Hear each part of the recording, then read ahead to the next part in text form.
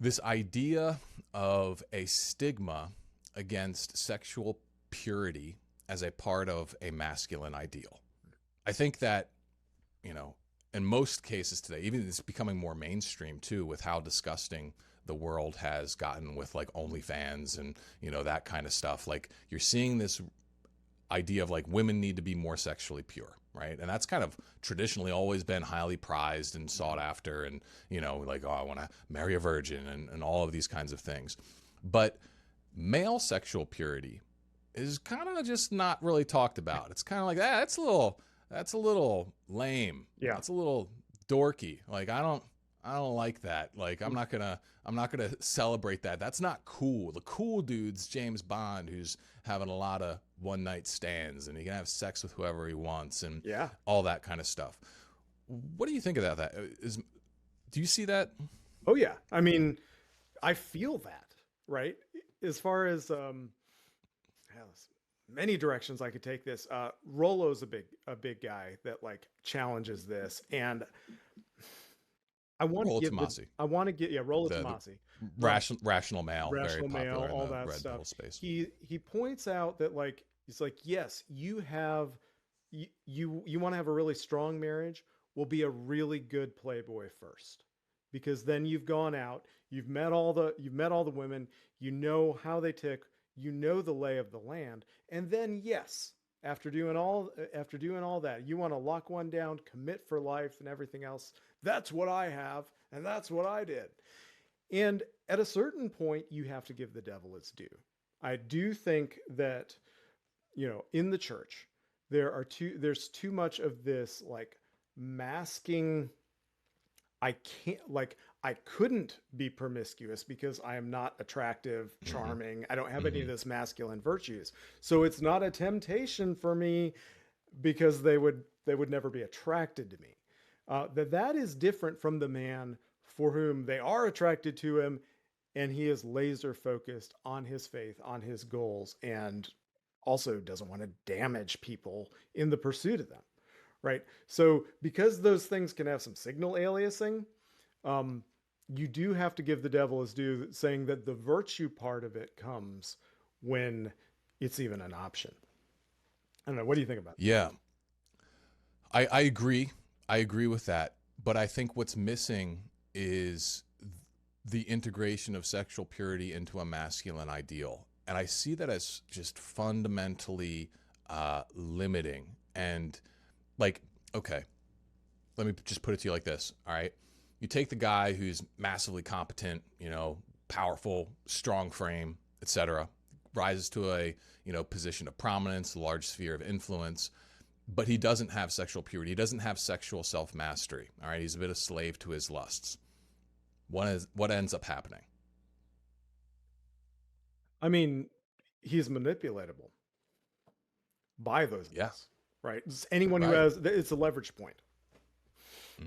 And like, that's the thing is like, I believe that sexual self-mastery is the foundation of what would allow a man to be perhaps one of the most critical things that would allow a man to be a true, honorable, good, and benevolent patriarch. And without that, something bad is always going to happen. And sometimes it's really fucking bad. Like, you know, you just see it as like the whole prima nocta stuff that used to exist. Like, you know, the king, he got to have first rights on every virgin. Right. It's like, what? Or, you know, you see it as the powerful man who destroys his family because he has an affair, or you know, it can spiral in a bunch of different polygamy. directions. The idea that like we have a polygamous society, and that's great because the alphas go to the top, and you know the betas are weeded out of the gene pool. You know, but you can't build a civilization like that. You can't even you build a war-torn nation. Right. Even the quote-unquote polygamous societies that have existed in history, a tiny, tiny sliver of men actually have more than one wife. It's still mostly monogamous because that's how you build. Right. That's how you build culture and civilizations and all these things. Right, and then you also fundamentally have to keep other men down and keep them. You can't be rooting for them to be their maximally competent self, because then they're going to end up stealing some of your wives, and it just becomes like this, you know, really gross sort of situation. And so, that's something that I've been feeling recently, is that like we have to make masculine sexual purity seem powerful, because it is. Like, what I see it almost as is like the ability to concentrate your power, your energy. Like, you think about a man's energy as like a, garden hose. All right. If that garden hose has a bunch of different little holes in it, the stream's going to be very weak. But if it's, tight, contained, Right. that sort of thing, then he can create like this laser beam, right, like that. And that's what I think a man is most powerful, is if he can fully direct his energy. And that cannot happen if he has weaknesses in his sexual fortitude. And that's where I'm looking for, is like a rebrand on this, where, Mm. like growing up in the Catholic Church, like going to Catholic school, we'd have these chastity speakers come in. You'd have this man who's like promoting, chastity. And he just seems like the weakest dude I've ever Right. seen. Like, effeminate, like just unimpressive on every level. I don't want to be like you. Mm. Okay. And, maybe they were great guys and all this other kind of stuff, but it didn't inspire me. Okay. But like, instead you see this strong, kingly man who simply just cannot be affected by any thought or hoe or promiscuous woman at all. And all of a sudden that guy seems powerful. He seems like, ooh, he's above this, right? Like, that's, to me, that is something that needs to be focused more on and needs to be really celebrated. Like, yeah, women, celebrate your sexual purity, but men, do the same thing too. Why wouldn't you want this like white hot fire flowing through you that allows you to express and magnify the goodness inside of yourself? It's going to be essential to distinguish that from the distortion, from the, the first chastity speaker that you talked about. You got to be able to say, no, this guy actually doesn't have what we're talking. Well, that guy couldn't be promiscuous if he wanted to Right. be.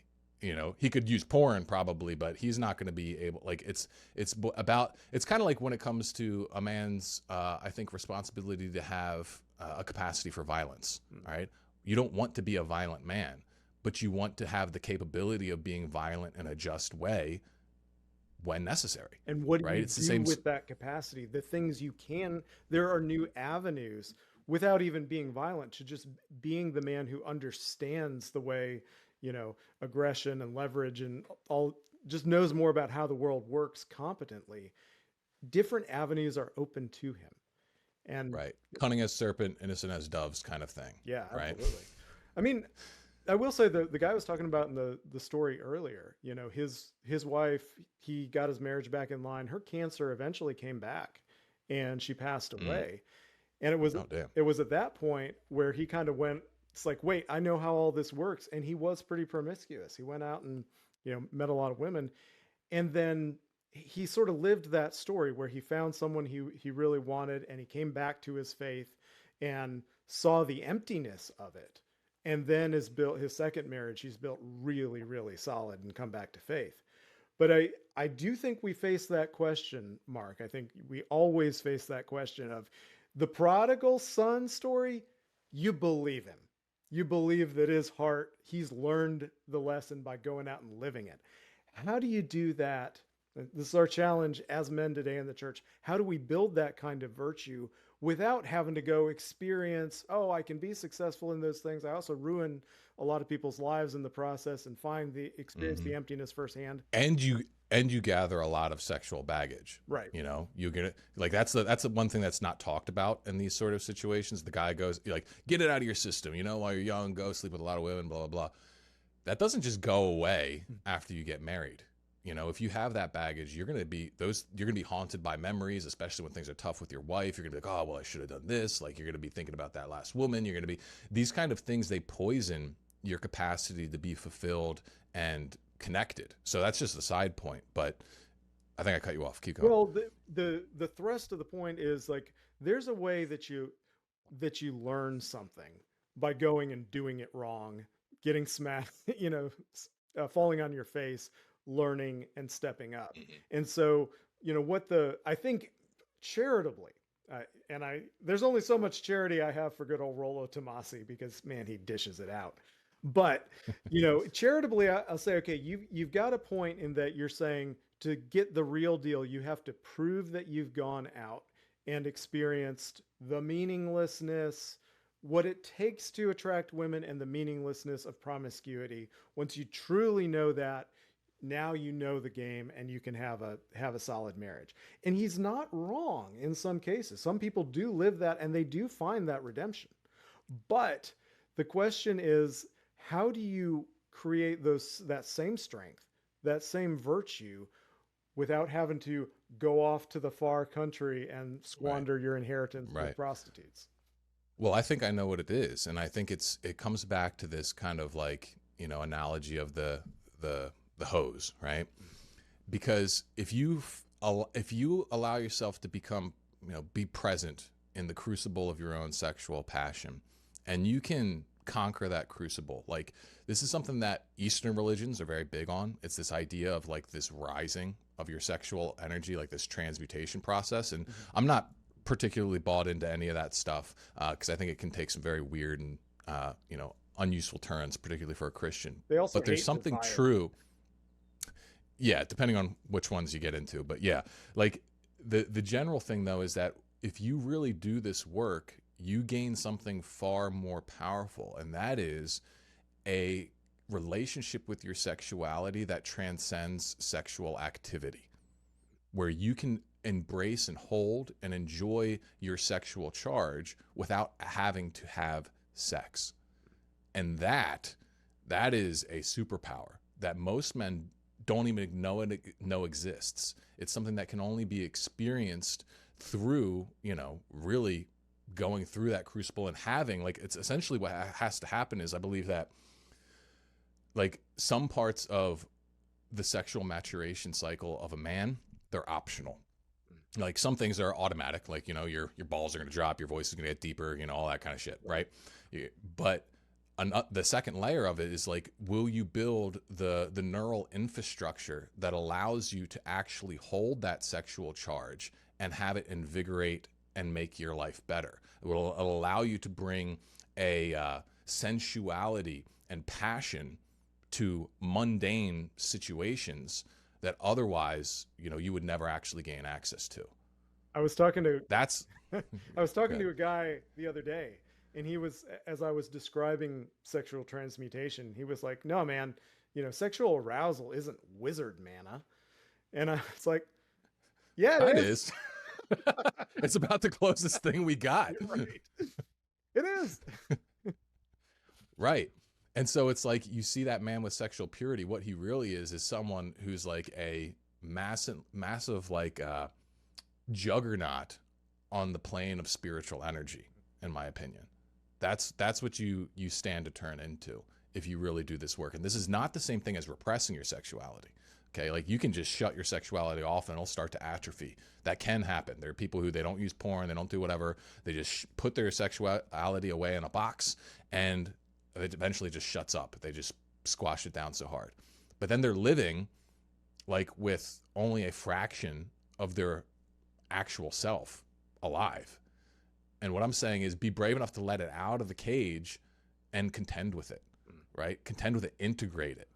And that's where you unlock who you truly are. Like, your fulfillment is no longer behind this gate of conditional access to sexuality or sexual pleasure. It's something that is inherent, that you have, it can be fulfilling in and of you. And this isn't to negate like the fulfillment that, you might be called to with marriage and relationship, but it's something that you always have access to, and you're not dependent on another. The one thing that comes to mind as I hear you talk, one of the things that you said, one of your best quips, actually, you have so many, but one of your best ones is, quitting porn is the rite of passage of the modern man. And as I hear you talk, Mark, I'm wondering, that's very true, and it's a great way to look at it. But can we expand that rite of passage? Could we come up with an even better rite of passage that incorporates that if it's there, but like truly distinguishes the guy who's just repressed his sexuality versus the one who can wield it? Yes. So I would say that's still the rite of passage. That's the entry point. But then you have this point where it's like, you reach the realm of, potential benevolent patriarch. Okay. Like that's like a mastery kind of level. And that is when you can keep your heart warm and open your sexual energy flowing and not be having sex. You can hold goodwill for everyone. You know, you don't need to get anything from a pretty woman. You can simply wish her goodwill, and you can still have that sexual charge inside of yourself without having it go out and attach to her and turn into some sort of lustful grasping. Yeah. That's a internal sort of alchemy that most guys can't even conceive of because they've never actually played with that energy enough inside of themselves. They've run away from their sexuality. They've run away from their masculine charge because they feel like it's something they got to get out of them. You know, you hear this. The guy's like, I just got to get it out of me. It's just like, I got to get off. Right. I got to jerk off. And it's like, you don't actually. So in fact, if you allow that at scale, that's the question. How do we get that in our churches? How do we get that in our communities to teach men this skill at scale? Well, it starts by, you know, plugging up the leak, right? And that's where I've still been, you know, focusing on doing the work is like, we got to stop the porn and the masturbation and stuff, because otherwise that energy will never rise in the first place. So it's like, it starts there. But then once you get after that, it's like, it becomes this passion, you know, between you and your muse through making love to life and learning how that dance works. Not only in the practical sense out in the world, how do you go out, you be competent, you get shit done, but also inside of your heart during the process. And so, yeah, I think that can be taught at scale. I think that's, you know, what I'm building at Frontline Man. But, you know, it's going to need, going to need some support to really get it out there.